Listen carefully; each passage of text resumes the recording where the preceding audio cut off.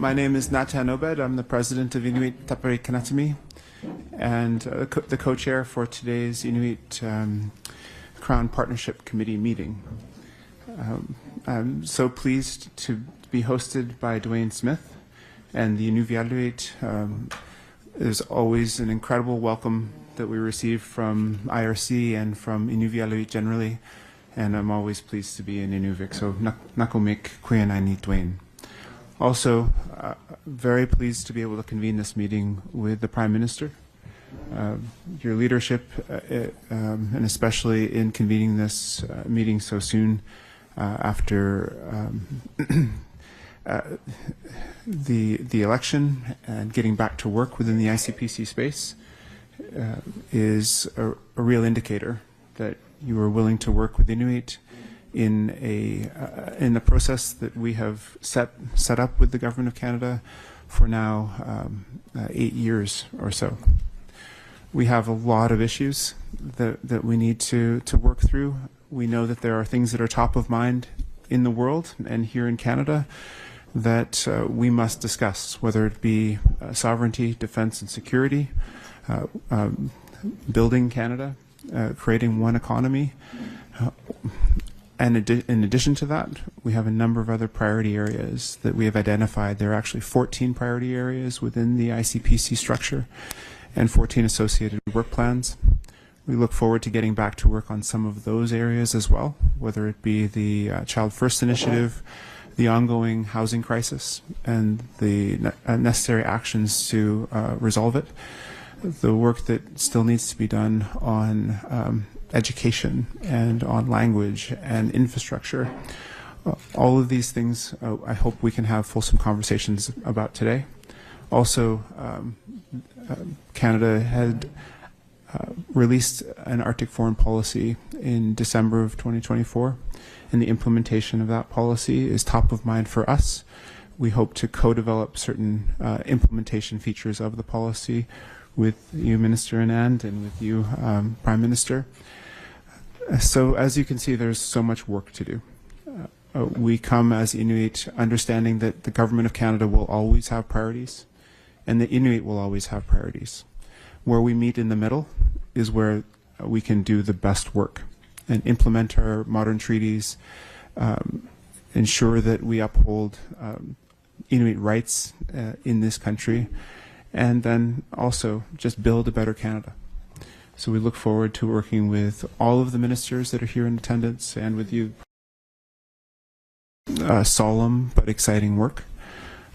And finally, I would just like to thank the ministers who have taken time out of your schedules to be here with us. This is the first time that a sitting Minister of Finance has attended the ICPC, so thank you, Minister Champagne, for being here. In addition to all of the ministers here who are going to be essential for the relationship and the work ahead. Nakomik, I'll now pass the mic to Prime Minister Carney. Thank you very much, President Obed, and thank you, Chair Smith, Dwayne, for hosting us. Thank you for your leadership.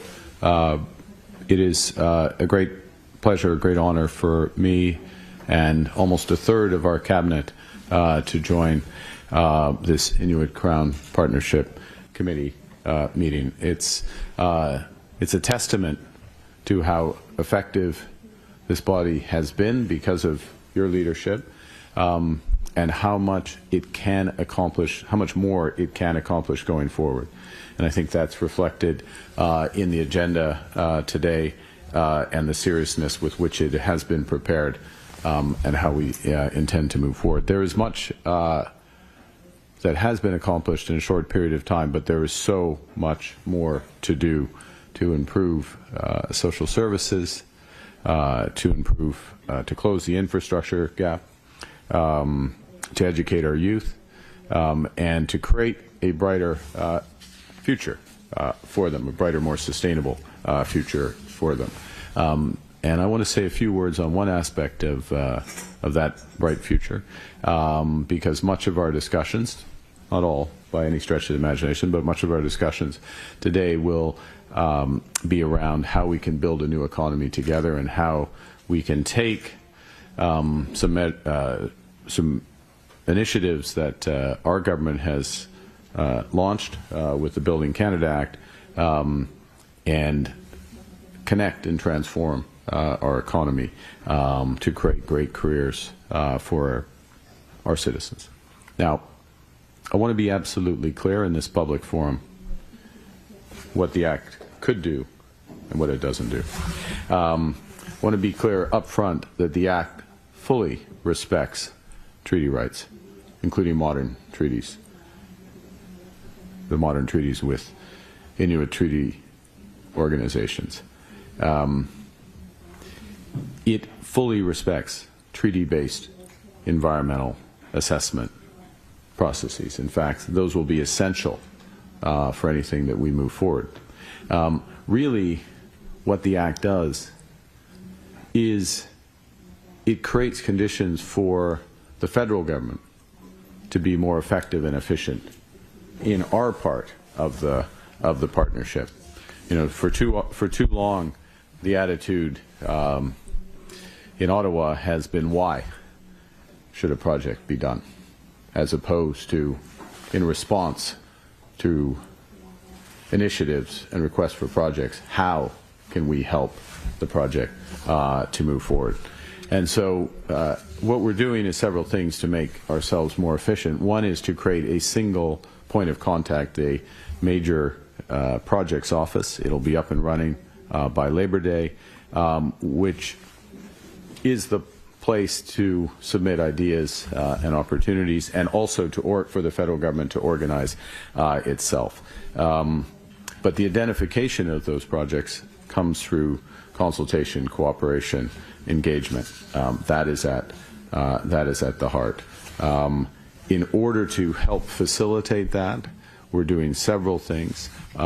We are forming an Indigenous Advisory Council for that major project office, and that will be comprised, and this is part of what we'll discuss, is Inuit representation on that.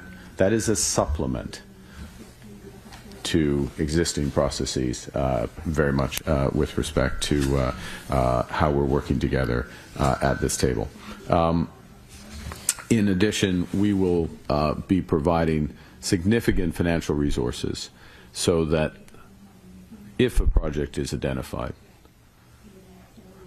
and the federal government is doing our side of the equation, then there can be full equity ownership participation financed up to $10 billion by the federal government. So that is a significant shift. In order to make those determinations, and this is so true of so many things that we work on, there is a need for capacity and capacity building. It is hard to determine these big complex projects. So we'll be providing over $40 million for capacity to work on project proposals and help to prepare them.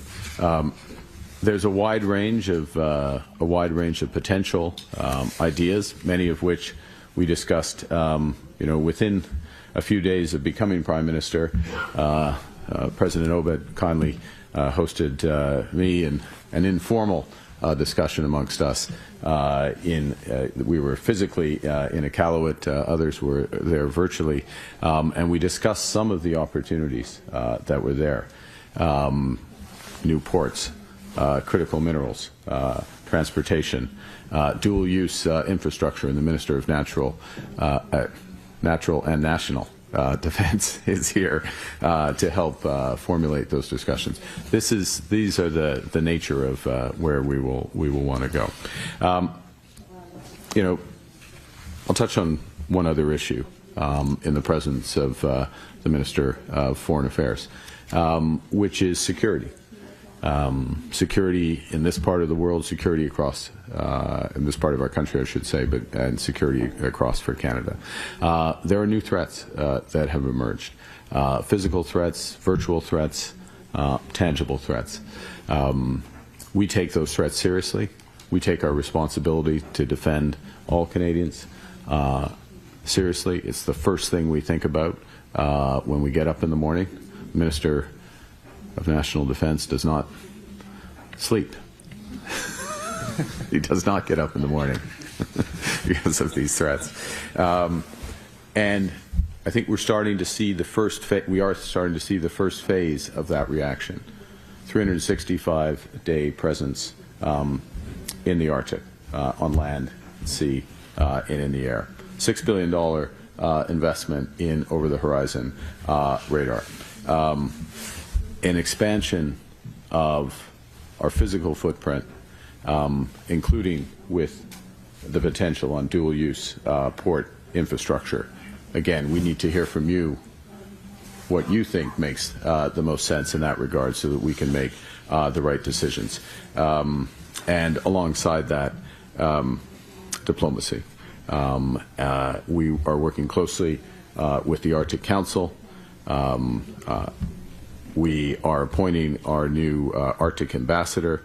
We'll discuss that today and make that announcement over the course of today. And one of the important things for us to discuss, because this is an idea that very much came from this table, is how we can make that ambassador's new role as effective as possible for all of us. With that, I just want to finish again by thanking you for bringing us together. Thank you for your leadership. I also want to thank Taylor for starting us off in the right way. That was both beautiful and inspiring, and it's a reminder of the responsibilities that we all share to build a better future for Taylor, her classmates across the North. Thank you very much. Merci beaucoup.